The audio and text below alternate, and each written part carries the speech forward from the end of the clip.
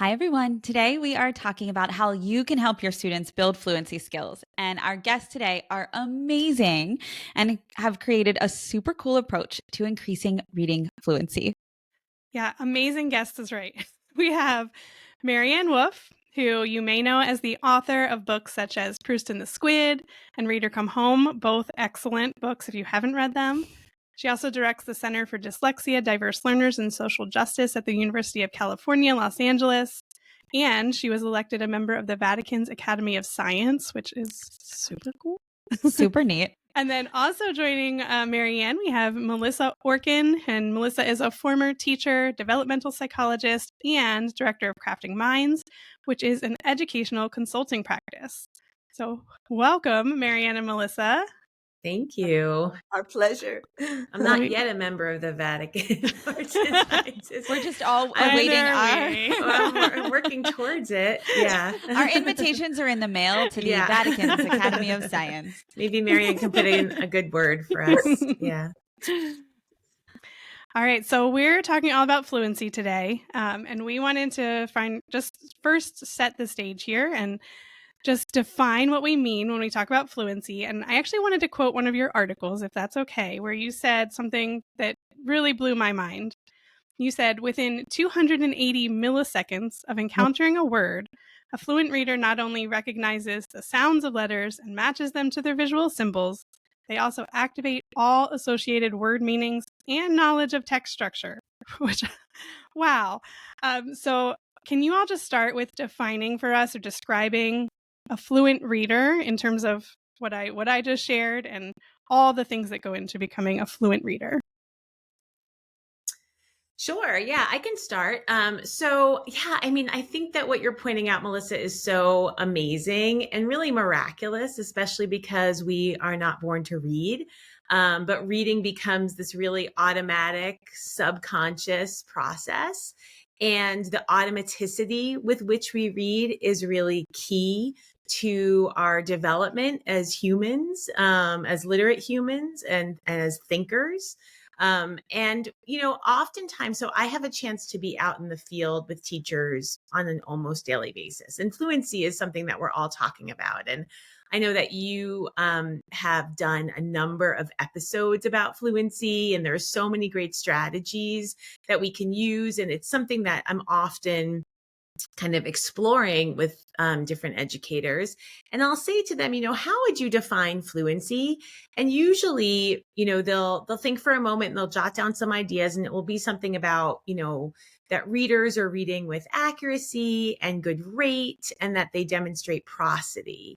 And these are all totally true. And so when I then say, well, how would you build fluency among your readers? They would say, well, we would improve accuracy, we would improve rate, and we would kind of model prosody being like, reading naturally. And again, it's all true. But I think what, so much of the research around the neuroscience of reading, and that's, part of the source from which you got that information about how long does it take our brain to read. That's all done through kind of neuroimaging research.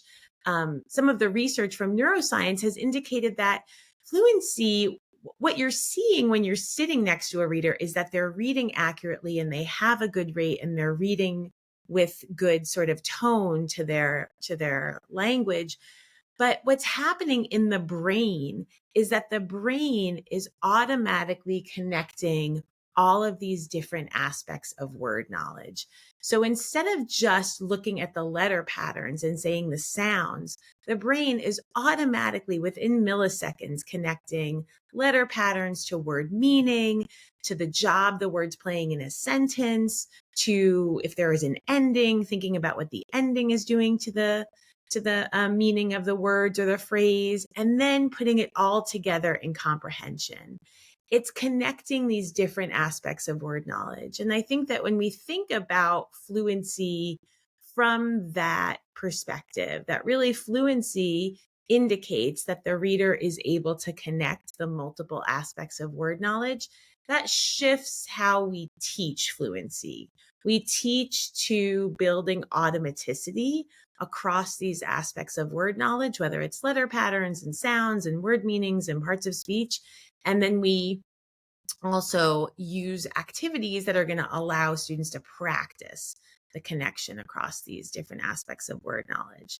So I would say that's the definition that I find is helpful for educators in thinking about how to plan fluency activities for students. Yep. Along with that, Melissa, you all talked about retrieval.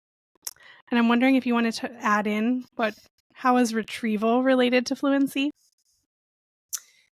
Yeah, so I mean, Maryanne, so much of Maryanne's work is about retrieval. And, just to give you an idea of how important, retrieval is, when I first started working with Maryanne, so I'm a former student of Maryanne's, and we worked together for about 15 years at a university outside of Boston called Tufts University. She had a center for reading and language development there. And I came to Maryanne being trained in a number of different programs. I was Orkin Gillingham trained, and I wore these trainings like a badge. Like I thought I knew everything basically. And I was kind of coming to just get Maryanne's stamp of approval. I thought she was just going to like rubber stamp me and walk away. But instead she said, tell me more about your students' fluency that you've been working with. And whereas Orkin Gillingham and other phonics programs had been sufficient for some students to become fluent, I had a whole subset of students that were not becoming fluent with these really strong phonics programs. And that is where I started to understand the importance of retrieval in our reading circuit. So Maryanne, I'm sure, will be much more eloquent in describing this, so I will defer to her. But it is a key piece of this puzzle for many students. Mm-hmm.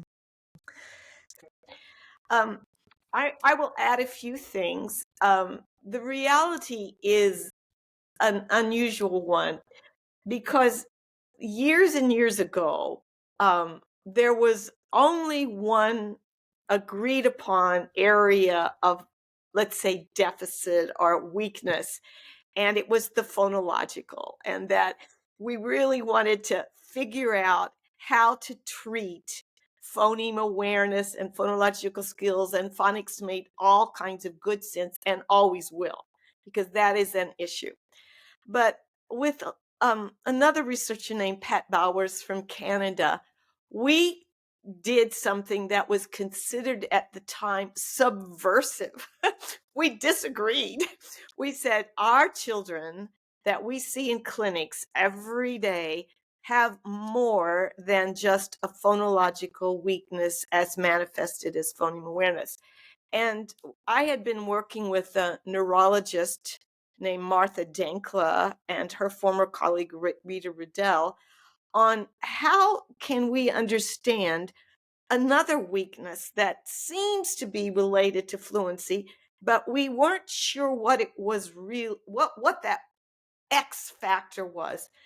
And it turned out to be the speed with which the brain connected visual and language processes and retrieved the whatever the label was, whether it was for a letter, a number, a color, object, or a picture, so the name of an object. And what we ultimately found across time, and this goes all the way into recent work, fairly recent work with at John Gabrielli's lab and my lab, with Ola Ozanov-Palchik, we studied all these children. And we had been studying them for 20 years and finding this, what we call the RAN indexed deficit. That was why originally we talked about a double deficit. Not that there were ever only two, but that this area was beyond and different from a phonological weakness. So by now, all this research has come together, and we see that, about 20% of our children only have, let's say, a more pure phonological weakness. Another 25 have only a fluency-based RAN indexed weakness, but that the majority of our children, like 70% of the kids who are struggling with dyslexia or, other forms of struggle, have both a phoneme awareness indexed and a fluency based weakness. Now, it was retrieval that cued us into that, what would become a fluency weakness. So when you think of the children who are most seriously impaired, you have to realize that about 70% of them have these issues. Now, what Melissa described was the next stage. What are all the contributors to that weakness that we call RAN index fluency issues? And that's when, let's say, my cap as a not just a cognitive neuroscientist, but as a linguist, was coming together. And we realized by studying the reading brain that there are all these different contributors to the rapid retrieval. And now, the implication for Melissa and all of us was that means if we're only working on phonics and phoneme awareness, we are neglecting the other contributors to this weakness that will manifest itself. Usually we can find it out through a RAN-RAS, which is simply a naming speed test that becomes automatic, right? With letters and numbers. That tells us that things are not working well underneath the hood. And so when people talk about a RAN deficit or a fluency deficit, we lift the hood up. We say it could be phonological only, unlikely. It could be orthographic, and here's where the first POSSUM comes. That there were phonological, there were prosodic, there were orthographic connections. Were those letters represented well in those visual areas? The semantic system, this is where retrieval is so important in two ways. Not only is the semantic, processing contribution important just for vocabulary, but it's so important for those kids and so many of our students with dyslexia and other issues. And here I'll add bilingual, multilingual kids. They're accessing all these different things. You see, working on semantics is not just about vocabulary. And I really have to insist that people remember that. It's wonderful for vocabulary, but it gives those who have a retrieval issue alternatives so that when they can't find one word, they can find one that's related to it. So we work on semantic networks, and we also work on what's called polysemy, another P, but we put it under the S, where the same word can have multiple meanings.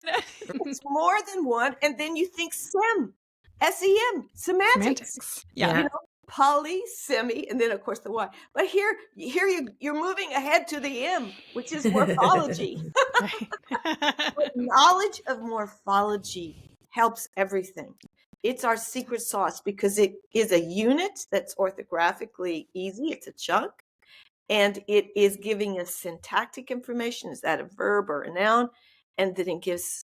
Yeah. But anyway, the U is more for written language, understanding the alphabetic principle, or if it's a different language, understanding the logosyllabary principle, whatever the language is, that's what the U, the understanding is. And then the M is for morphology. But back to, if you put all that together, we used this acronym that Melissa and I use all the time because people can remember that when you're working with fluency, POSSUM is what you are really insisting is part of what you're doing in instruction and intervention to increase fluency. So basically, in different ways, we used POSSUM as at the heart of an intervention that included work on phonics and phoneme awareness, always, and prosody, but that is so much wider. And then you have to actually step back and you think, what are the foundational skills that the reading brain has? And you come to the not so surprising conclusion, this is what the foundational skills are. And so many people have narrowly defined both the foundational skills and the science of reading as the P, the phonics and the phoneme awareness, and not realizing that the reading brain has it. If you just think of it as a wheel with the, the middle is being influenced by all of these spokes. And I'm wondering if before we get too deep into POSSUM and digging into that, I just want, Lori and I are always also talking about fluency as like the, I don't know, missing link, or people aren't talking about it enough, or it's not happening enough. I'm wondering if I'd love to just hear from you both of, why is fluency so important, and why should everyone care about it more? I'll start this one, Melissa, and then then you take it. Okay. So the importance of fluency is that without it, you don't think.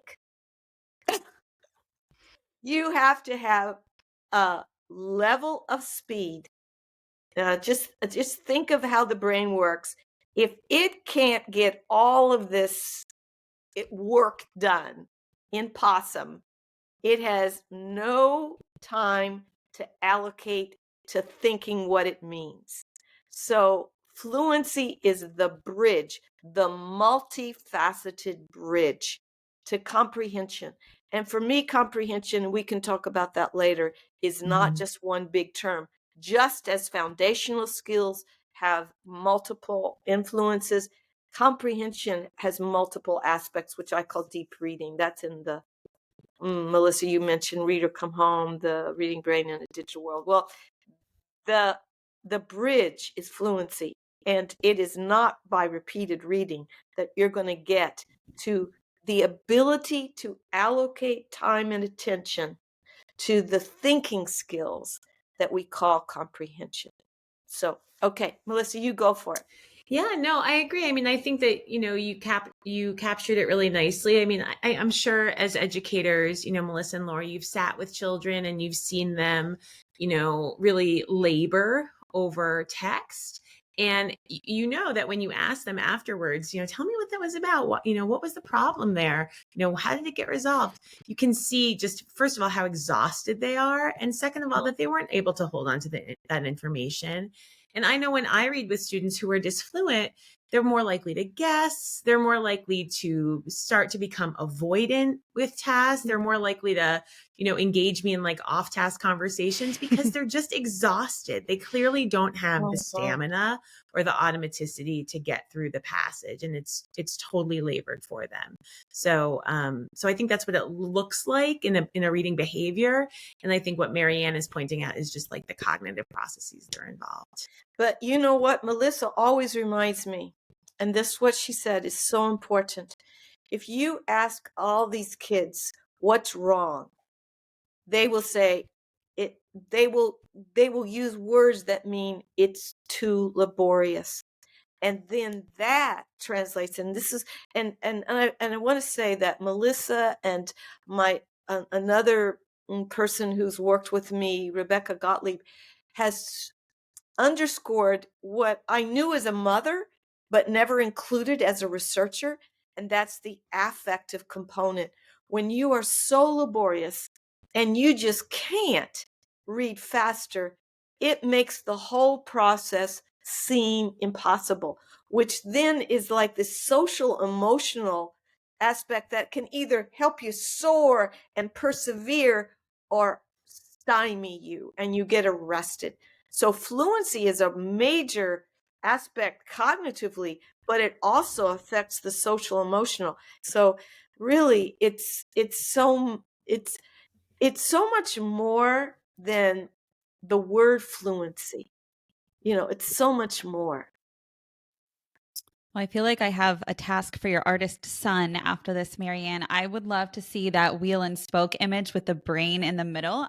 So maybe he could work on that for us. All right. So I think we can dig a little deeper now into what we can do to help students become fluent readers. I know you developed this framework, POSSUM, and I'm just going to repeat it for everyone listening. So the POSSUM approach to build word knowledge is phonology, orthography, syntax, semantics, understanding, morphology. You all are going to tell us a little bit more about each element than you already have. I think you could probably talk all day about each one, probably, right? But I also would love to hear at some point, I want to go back to that idea of repeated readings because I want to make sure that we are not leaving teachers hanging here who are listening to this. If I'm a teacher listening, I'm thinking, okay, POSSUM sounds awesome and it sounds really important and it's probably a lot of what I'm doing. Maybe there's some tweaks I can make, right, to like go even deeper and to be even more possum-y in my classroom with my students. But what about this repeated reading thing? Is it something that should we be doing repeated readings and POSSUM not doing them?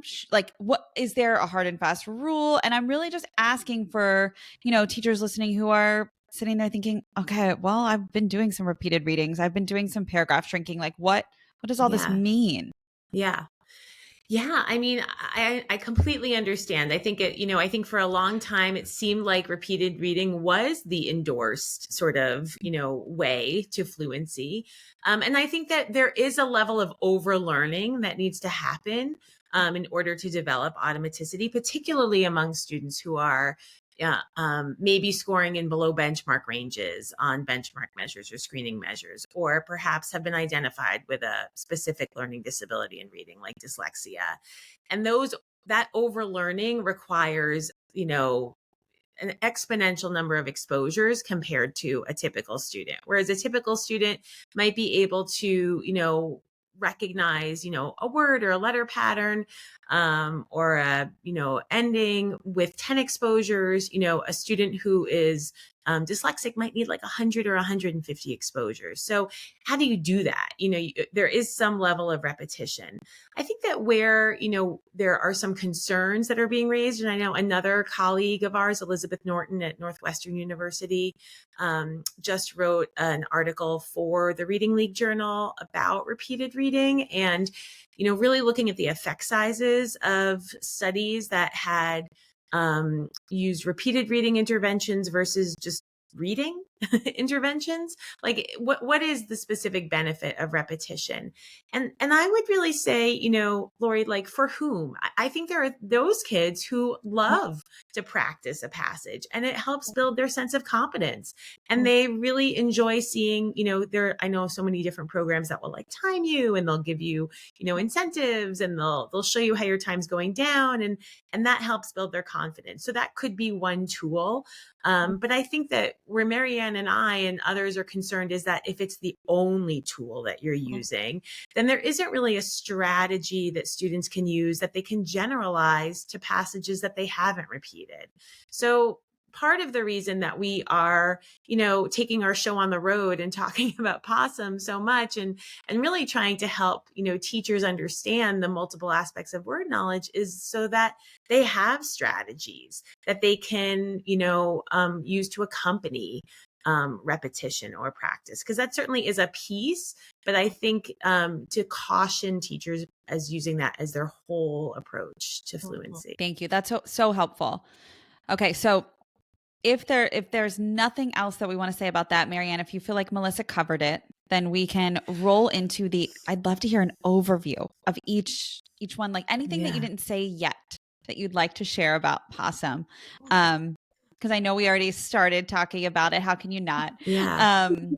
And I'm really, again, kind of digging it as this integrated model, this, what is it? Cog and wheel kind of model. Yeah. Multi-componential. Well, I will tell you that of all people, Reed Lyon, who used to be, part of NICHD, said to me at the beginning, why in the world would you, this is a quote, why in the world would you ever call something after that that ugly, garbage-eating marsupial. She said, well, that's all the more reason why it's memorable. Yeah. But there was a better answer that I was given by a teacher, and it was the Latin teacher. And she said, don't you know? Don't you remember? Well, my Latin is too far away.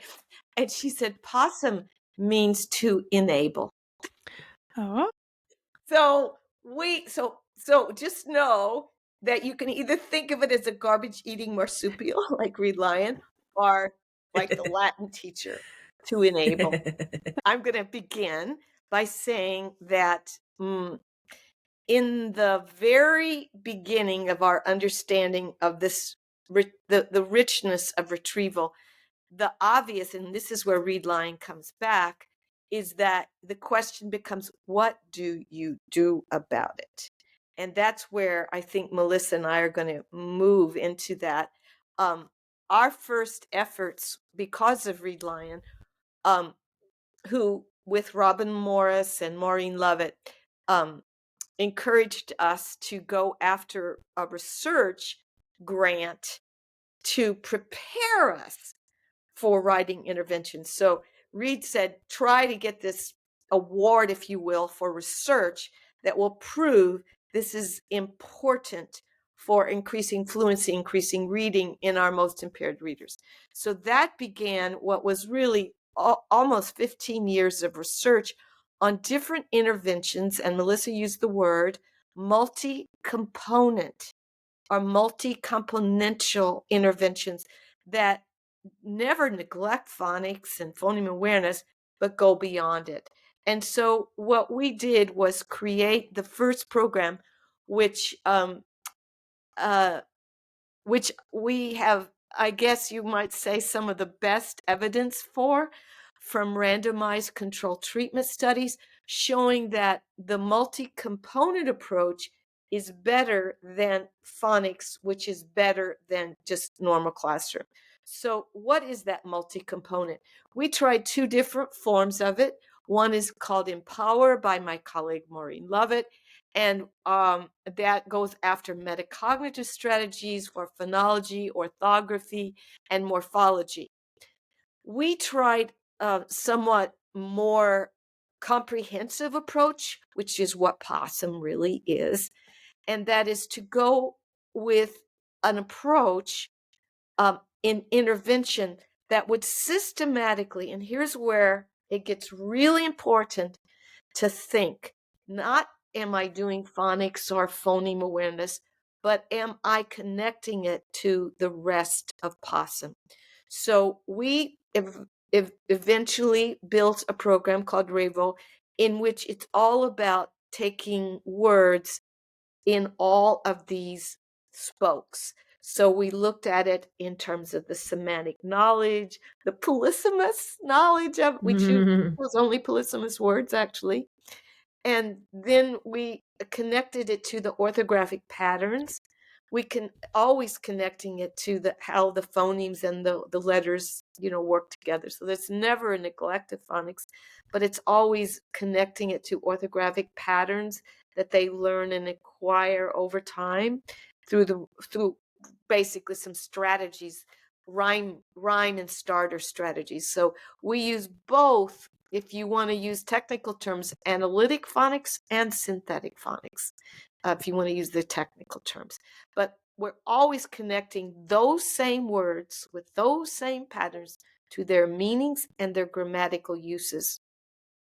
Then we Maryanne, really quick, I'm sorry. Can you I know that our listeners are probably thinking about the analytic and synthetic phonics that you just mentioned. Can you just talk about how it addresses both? So we want to make sure that they have the concept. This is part of understanding the alphabetic principles, is the U.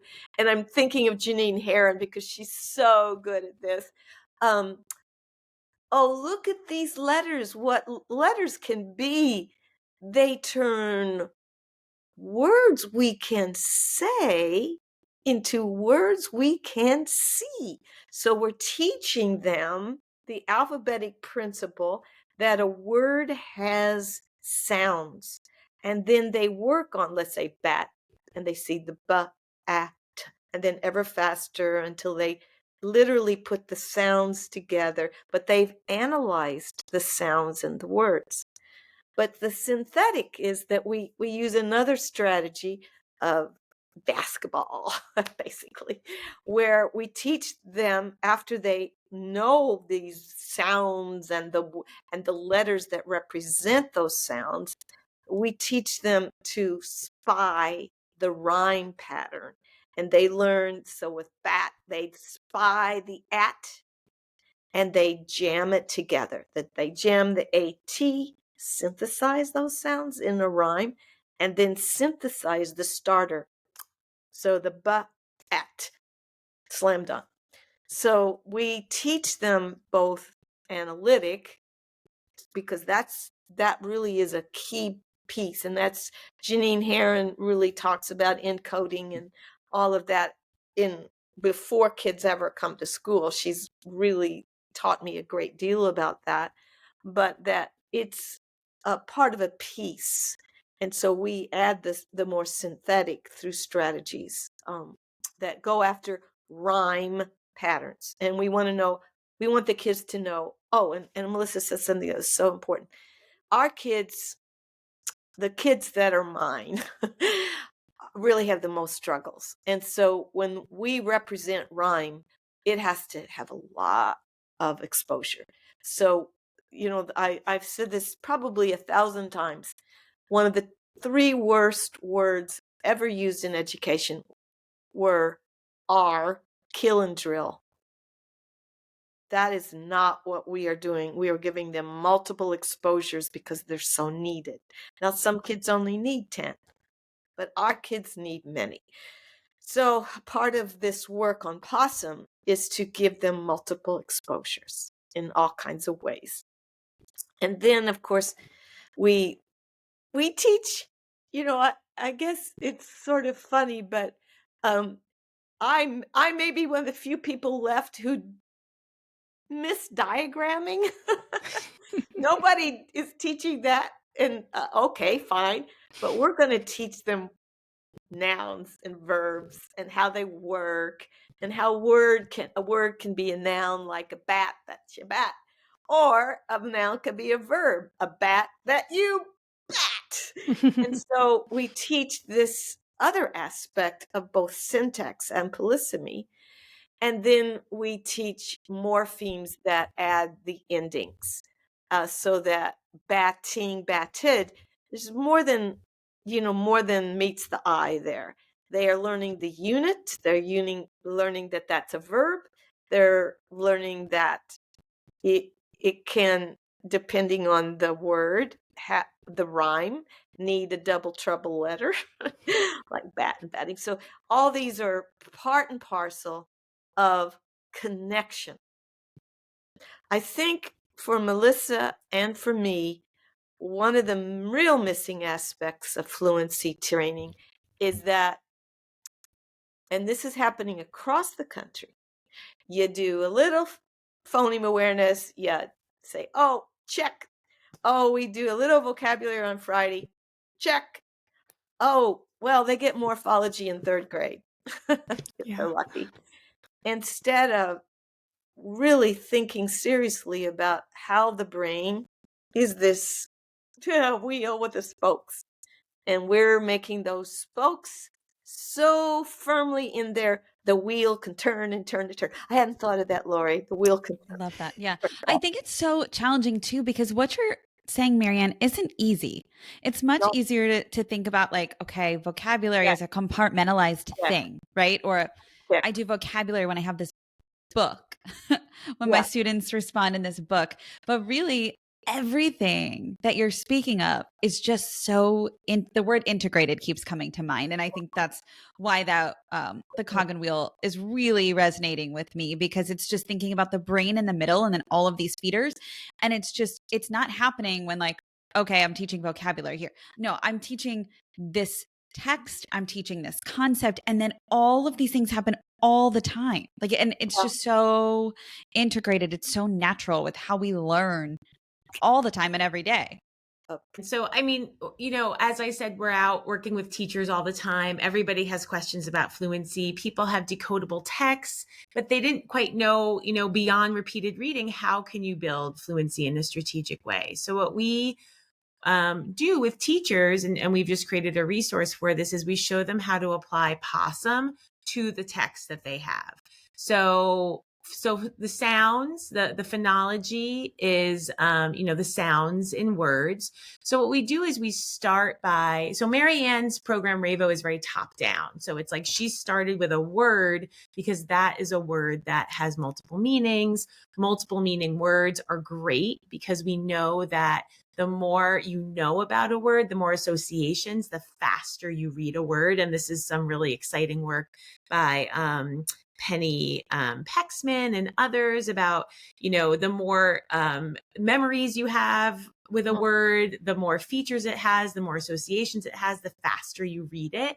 And so it's not just about the letter patterns, it's also about sort of how robustly stored that word is in your brain. So Maryanne starts with the word, uses the word for the meanings and the rhyme patterns, and then builds the word into sentences.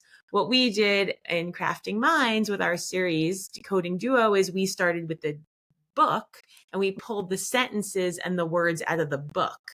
And so that we kind of worked from the bottom up and she worked from the top down.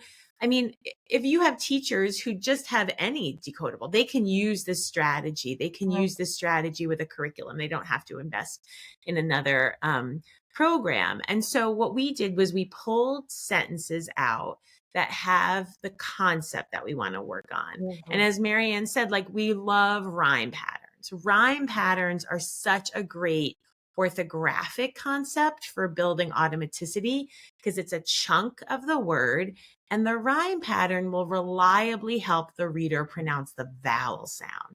So think of a word like best or beast. What is cueing you into how to pronounce the E are the letters that follow it, EAST or EST. So that rhyme pattern is so helpful. And there have been a number of studies done on the value of recognizing rhyme patterns. And there also has just been some research on how frequent rhyme patterns are in English. Like there was some research I was reading that said like 17,000 words that are part of like kind of our common lexicon in English are made up out of just 400 rhyme patterns that have been kind of used in different combinations. So that real, automaticity, if you want to work on automaticity, instead of working on it on a single letter, like drilling just single letter cards, work on it with a rhyme pattern. The same could be said for some of our consonant blends that function as like our starter sounds, like SP or STR or SL. Like being able to see that as a unit and recognize it and pronounce it automatically really speeds up that word recognition. We want kids to go from reading a word like trick, being able to isolate and identify each sound, t or ick, to seeing it as tur, ick, and then to just seeing it and saying it, trick. Some kids can make that kind of jump, that they can do that orthographic mapping. Others need that kind of intermediary step where they're able to, recognize the TR and they're able to recognize the ICK. And if they know trick, as Maryanne says in RAVE-O, then they know sick, then they know flick, then they know slick. There's even a lot of practice with reading words by rhyme pattern first. That can be a great tool, which is called backwards decoding, because again, it helps you retrieve the information in your auditory memory. So rhyme patterns are just great for all of these reasons. Then in terms of the semantic, we talked about using, thinking of multiple meanings of words and eliciting from students their associations to the word. So staying with that word trick is a multiple meaning word, right? So Melissa, what's one meaning of the word trick that you think of? Like a magic trick? Like a magic trick. Or Lori, what's one meaning of the word trick that you think of? I was thinking like playing a game on someone, like a trick. Yeah, to like, maybe to fool them or something fool like them, that, right? yes. Like to play it. So it's like a verb or a noun, right? And so I might start with you, Lori, and I might say, so tell me, is there a time when you've played a trick on someone? What was that like? How does that feel? Because what I'm doing is I'm activating your whole semantic neighborhood around the word trick.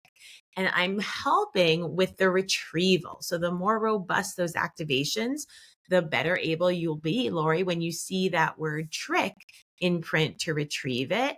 So that's Melissa, real quick, is this yeah. I think you all gave an example about the words lion and lime. Yes. And I was, my mind Yes. was blown. Yes. I was like, Yes. oh my gosh, this is so cool. Yeah. Yeah. So that was, I think that was a research study done by Pexman, but don't quote me on that. Let me double Okay. check the I research. know, because There was it's a really old. Hargraves. It's really old. It It's is a old. really old It's like one. 2002. Yeah. I mean, it's relatively old, but I was like, that's still in our lifetime. Yeah. So no, But I'm okay, just kidding. I'll describe that quickly. So basically, the researchers were really thoughtful. I love these like very clever research studies. They were very thoughtful in designing the study. They were trying to figure out like what contributes to the speed with which we visually recognize words. That's the big question, right? Like how do we more quickly and automatically recognize words? So they took pairs of words and they paired them together because there would be these similarities. So lion and lime were paired because they both start with L-I. They both are 4 letters, but actually one of them has a very common spelling pattern, I-M-E, vowel consonant E, ion, I-O-N. Like how many words can you think of with I-O-N? Very few, right? So then what they did was they would be, they have this like very elaborate contraption and they can tell how quickly it takes a participant to read the word. And then afterwards, for all of the pairs of words, they had them write down all of their associations for those words in like 60 seconds or something. They gave them a time limit. And what with the associations, just to kind of clarify for the listeners, like lime, fruit, green. Exactly. Okay. Yeah. Citrus, right? Yeah. Sure. Peel, tree. Yep. That sort of Just thing. want to clarify. Thank you. Yeah. Yeah. So it turns out that lion has 3 times the number of associations compared to lime. So even though lion is a less common letter pattern, lion is read more quickly because that semantic neighborhood is chock full of all of these associations. And so I think that really so well illustrates this idea that certainly, patterns, orthographic spelling patterns are a big piece of the puzzle, but it's not everything. And as Maryanne said, retrieval of word meanings helps us sometimes compensate or support the whole reading circuit. And so the more that we can look for these opportunities to build this work into our instruction, the more robust the student's retrieval will be.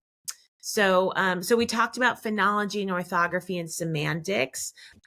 Syntax is parts of speech. So thinking about, the parts of speech and giving kids an opportunity to scoop sentences. I actually just watched a fluency presentation that you both did, Melissa and Lori. I know this is your show, but I'm gonna highlight your work. And you talked about the importance of breaking up sentences into phrases, right? And why did you decide to highlight that strategy? Well, I think we decided to highlight it because it's a really tangible thing that both teachers and students can see and do in order to help track so that it's not word by word reading. We're helping students put those words in phrases so that they can read them more fluently, more cohesively, and build understanding through the phrasing. Yeah, exactly. It breaks it up into its syntactic structures, right? Like who or what is a sentence about? What are they doing? Where or how are they doing it? It's the subject phrase, the predicate phrase, the prepositional phrase. And that's such a beautiful strategy that really helps kids with, I think, their pacing as they're reading so that they breathe. Every time you finish a scoop, the child takes a breath, right? The reader takes a breath. And that's such a nice way to make sure that kids have that opportunity to see the, words grouped together, but to also not feel overwhelmed by it. And then the last part, the morphology, I mean, as Maryanne said, it's the secret sauce. So being able to play with prefixes and suffixes, even if you're doing phonics work, playing with how does this change the ending. In RAVE-O, Maryanne has coined this amazing term for suffixes and prefixes, but I think you only talk about suffixes, but it would work for either. And they're called ender benders. And teachers we're training in RAVE-O always say, but they're being taught the term suffixes. And I said, but suffix doesn't anchor them with anything. Whereas ender bender is a nice anchor about language. This is a part of language that comes at the end of a base word and it bends the meaning. It changes the meaning. And you get that bonus of not only recognizing a pattern of letters like, you know, FUL or NESS or EST, but it also helps you think about how does this change the meaning of the base word? How does it support my overall understanding of this sentence or text? So looking for that integrative opportunity is so powerful for kids. When we think about fluency instruction for students and we think about, you know, the different practices that you can use, I think what Maryanne and I are hoping is that this multi-componential approach offers teachers a framework and understanding that students might need varying degrees of intensity with this instruction. Some, as we said, might need, you know, a few exposures. Others might need more systematic, kind of small group or tier 3 intensive work. But the idea of moving away from word work and isolation and moving towards a more connective approach and using POSSUM as that way, like, okay, I'm going to work on this concept, maybe starting with phonics concept, because that's kind of the easiest sometimes. And then how can I build in a little vocabulary activity? Are there any multiple meaning words that have this pattern in it? Actually, I have this great resource that gives you words and like it's a word finder. And so if you type in a letter pattern, it'll find all the words with that pattern in it. So if you're looking for like ick words or you're looking for app words, so it'll give you lots of opportunities to think of, you know, words. And I think something like 70% of English words are multiple meaning words. So there's so many. Can you share what it is, or can you send it to us for the show notes? Yeah, it's wordfinder.yourdictionary.com, and I'll just send you the link. Okay, thank you. We'll put it in the show notes. Yeah. So that's a great resource. So I think moving towards that multi-componential piece, or if you're doing a vocabulary routine with the students, can you then break up that word into base word or onset and rhyme? And can you think of other words with that rhyme pattern? And can you then practice with adding suffixes or prefixes onto that rhyme pattern? Doing this more integrative instruction will help students make those connections, particularly those students who need a greater level of unfolding with that process. Yeah, that makes a lot of sense. I think I love thinking about it that way, that where you would normally just touch on maybe one of the aspects of POSSUM, think about how you can bring in more aspects. Exactly. All of them if you can. Yeah. Super helpful. Well, Melissa, is there anything else you wanted to share with us? No, I mean, you know, we have some free samples of lessons. As I said, we have some resources for common decodable text, and we have some free samples of lessons on our website. So feel free to visit us there. It's craftingmindsgroup.com. Yep, we'll add those to our show notes too, so everyone has those, and we'll point you in the right direction. And yeah, I think just thank you so much for sharing all of this amazing information with us today, and all of your time and Maryanne's. Make sure you tell her thank you for us. She had to hop off early. Thanks for the opportunity, Melissa and Lori. It's been great.